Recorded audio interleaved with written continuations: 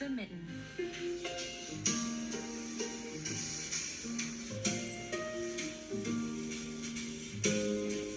It was a cold and windy winter morning.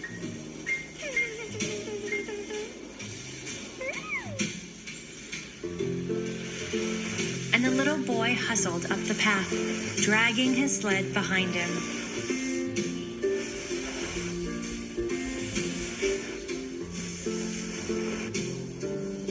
He was dressed for snowy adventures. From his knit cap, to his warm boots, to his 2 soft mittens, which hung from his sleeves on a piece of string, so he wouldn't lose them.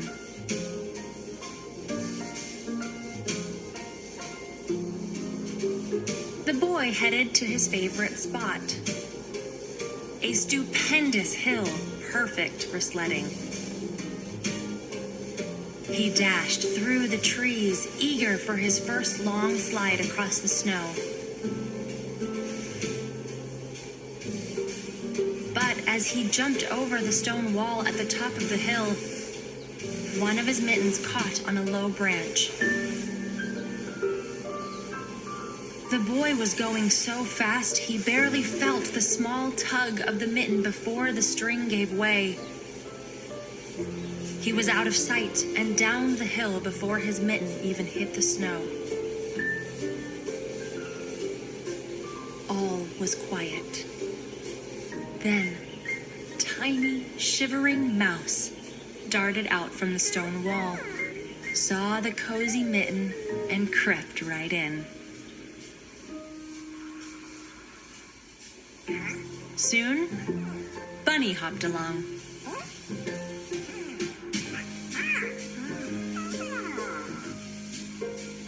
The mitten caught his eye, and, being a curious fellow, he jumped in, right next to Mouse. Next, Fox wandered by. What a snug place this is, she thought when she discovered the mitten, and crawled inside. Mouse and Bunny moved over to make room.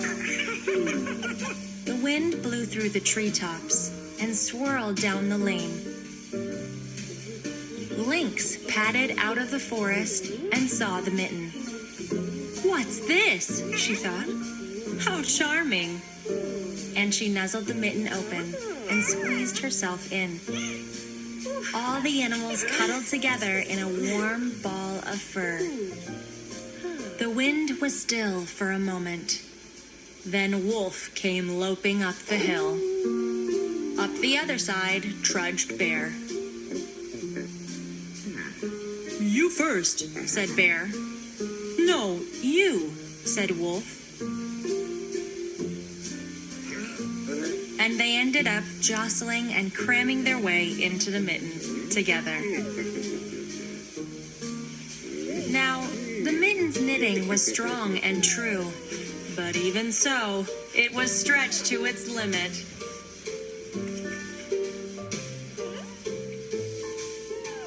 Poor Mouse was at the bottom of the pile. I need more room, he thought, and found a nice soft spot right on Bunny's belly. He wiggled his whiskers happily, which tickled Bunny's tummy. Bunny started to giggle and twitch, and his ears tickled Fox's chin. Fox snickered and shifted her tail, which brushed against Lynx's paws. Lynx chuckled and rolled onto her back, her fluffy tufted ears making Wolf's muzzle twitch. Wolf howled with laughter. And all that wiggling and shifting and giggling made Bear laugh too. Well, it was too much for the mitten to take. With a giant pop, out tumbled Bear and Wolf and Lynx and Fox and Bunny. And off they ran back to their homes, laughing themselves silly the whole way. It was the time of year when the sun set early, so it wasn't long before the boy made his way back up the hill.